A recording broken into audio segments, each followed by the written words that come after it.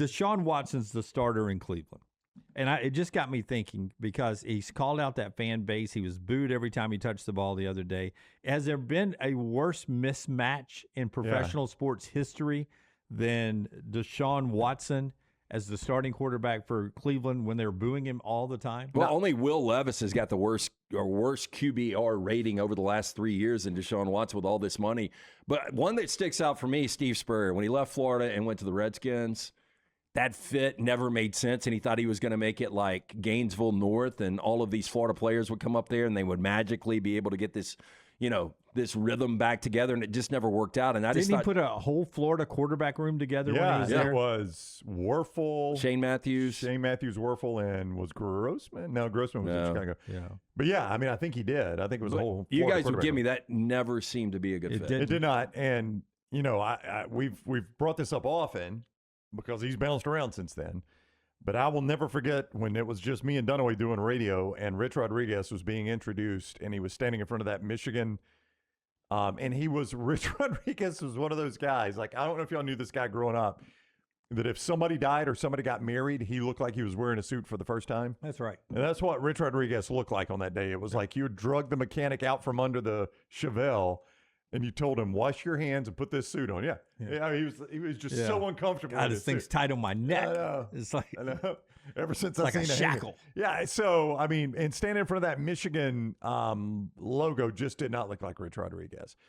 One I think of, though, those are just misfits. I don't know if you guys remember this, but I remember it. Blackjack McDowell, the pitcher, you remember him? Had the really good years of the White Sox. He was with Scott's White Sox, but he eventually, I think, went to the Yankees. And remember, he was leaving the mound and flipped off Yankee Stadium.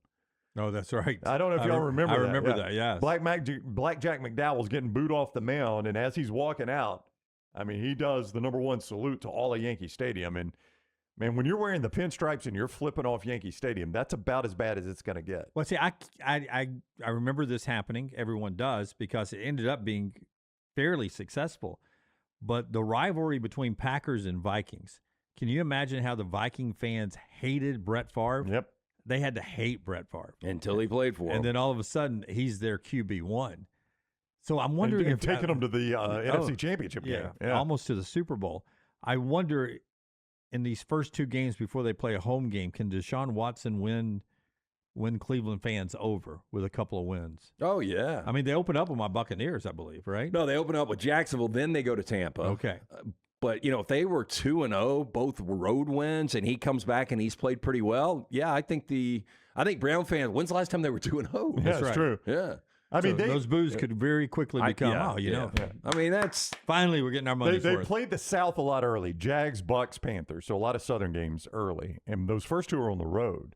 But you're right. If you come back home 2-0 and you're hosting the Panthers at home. I mean, we can all flip, right? I mean, if Dabo pulled a kid out of a creek today, I'd probably be like, man, I've been a little too hard on that guy.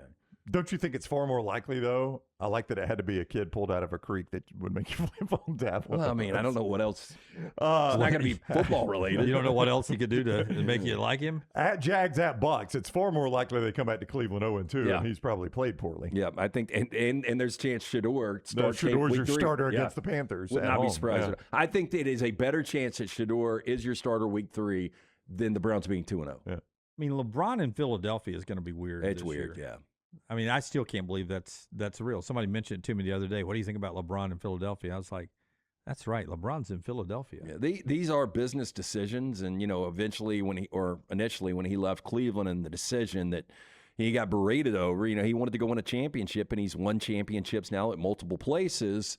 I don't like the elite talent jumping around nonstop, and you saw it with Shaquille O'Neal, and love me some Shaq. Don't really like LeBron, but it's again business decision. But I love when an elite player is able to stay with one organization forever, i.e. Kobe Bryant. Smuff wants to know what Sark would have to do for you to flip on him.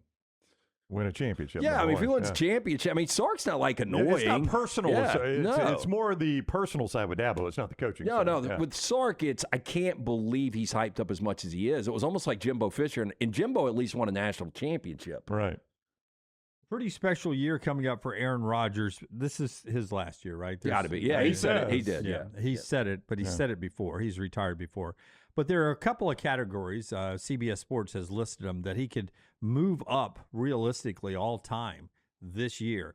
He can become a member of the 70,000 passing yard club. He's got 66,274. It's going to be hard for him to jump up on that one. He still is, what is that, a little over 5,000 yards? Boy, they'll be in the Super Bowl. Up. Yeah, they'll be in the Super Bowl if he does that. But right now he's 5th all time in passing yards. Is that Brady and Breeze the only two in that club? Is that right? It is Brady, Breeze in the over 80,000, and then over 70,000 is Peyton Manning, Brett Favre. Okay. And then Aaron Rodgers is next. Matthew Stafford right behind him. Well, a couple thousand behind. I wanted to ask you Aaron. guys this, because there was a time, I think we all agreed, like technically, surgically, the best quarterback we've ever seen is Aaron Rodgers. Now, he's won 4 MVPs. He's only won 1 championship. I think the opinion has changed over Aaron Rodgers the last 4 or 5 years. If Matthew Stafford won back-to-back MVPs and won a Super Bowl this year, are there some people that believe Stafford's a better overall quarterback career-wise than Aaron Rodgers? How many Super Bowls does Stafford have? It would be 2. So it would be 2. 2-1, 2, yeah. But then the MVPs would be 4-2 Rodgers. See, I don't get hung up on the MVPs as much as I pay attention to the Super Bowls. MVPs are important, don't get me wrong, but ultimately you're not playing to win the MVP, you're playing to win the Super Bowl. Yeah, I get that, but Nick Foles has won 1, Dilfer's won 1, Plunkett's won a couple. Oh, they have, but they haven't won multiple. Eli's won multiple, actually. But you're misunderstanding me though, Lance. They've won Super Bowls, and it goes with the amazing stats. Like Dilfer doesn't have amazing stats. Plunkett doesn't have amazing stats. With Stafford, you'd be matching 2 Super Bowl wins with amazing stats. Yeah, and that's why you said Stafford's numbers are right behind his. I don't even know how close they are. For touchdown passes, Aaron Rodgers is only 12 behind Peyton Manning, 3rd all time. Aaron is 4th. So chances are really good he's going to pass him and become 3rd all time in touchdown passes behind only Brady and Drew Brees. If he plays half season, it's inevitable. Yeah, so that's a pretty big category. Most regular season wins, he's 2 behind Ben Roethlisberger, ironically. That'll move him into the top 5 all time. It's just weird because I would have said for sure at the end of their careers, I would consider him better than guys like Big Ben, but I'm not so sure. I mean, at that point, he's behind only Brady, Peyton Manning, Brett Favre, and Drew Brees in all-time wins. But I do think he's better than Brees. Is the only team that he's obviously the best quarterback to have ever played on that team the Jets? Because would you say he's obviously a better all-time quarterback than Roethlisberger? No. Would you say? I would say he's better than Favre, though. Oh, okay. So you would actually have him in front of Favre with the Packers. Okay. Well, he's passed Favre in a couple of categories, Yeah. not all of them. Total wins by a starting quarterback all time. Brady is 1, Peyton Manning is 2, Favre is 3rd with 199. Brees, Big Ben 178, Aaron Rodgers 174.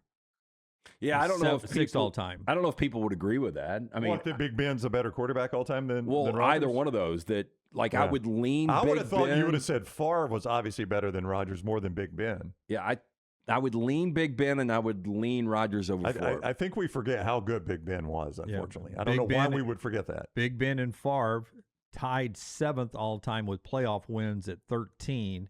Aaron is tied in a group right behind him with 11 playoff wins, so he'd need 2 playoff wins to tie those guys this year. Yeah, stature-wise, the biggest quarterback ever was probably Big Ben. Roethlisberger, yeah. But we would probably view him different if he was Kyler's size, Kyler Murray running around, and had the same numbers. I don't know. Big Ben always just looked like a guy you could hit with a frying pan, and he'd be back in on the very next snap. Favre has 11 Pro Bowl appearances. Aaron has 10. Pro Bowls lost a lot of luster for me. Yeah, I would go first team All-Pro. Yeah. But the MVPs, you mentioned it. Peyton Manning has 5. Aaron Rodgers has 4. That's a lot of MVPs. And then Brady and Favre and Jim Brown and Johnny Unitas all have 3. Yeah, because for guys like Manning and Rodgers, you're not only competing against the rest of the league, you're competing against your past. Like you've got to have one of your best years, and it also be the best, obviously the best in the league. To your point, Tom Brady only has 3. Yeah, I mean, because Tom Brady was so incredible, we just got used to Brady being incredible. So and you never voted for it. You know, Tom Brady outside of 2007 never put up those massive numbers either. He didn't have to. Yeah. It was just once they got to the postseason, he wasn't going to lose a game for you. By the way, the Texans, my sexy pick to win the AFC this year, picked up wide receiver Kayshon Boutte. Do I say it right? Is it? I mean, he played at LSU, so I throw Butte on the end. Kayshon Butte. I don't think it's Booty like the Booty brothers, Josh and General and all them. Kayshon Butte from New England, the Patriots. They didn't give up a lot. They needed to replace the injury to Jaden Higgins. And Kayshon, 33 catches, 551 yards last year, catching balls from Drake May. So it's a little weapon to plug in place of Higgins there for the Texans, trying to help C.J. Stroud out. Well, yeah, they need – I mean, Nico Collins has got to stay healthy for a full 17. Woody Marks is going to really have to make that jump this year. And, you know, C.J. Stroud ultimately has just got to play – mistake-free football. We saw, like, if he doesn't turn the ball over, was it 4 or 5 times against New England? They probably win that game, and then they go into Denver against Jared Stidham. And can you imagine Stidham going against that Houston Texans defense in the snow? God. Yeah, I mean, the Texans, good chance, they go to a Super Bowl if you don't have the meltdown. So it is nice they're getting Stroud weapons, but ultimately, Stroud has been his own worst enemy.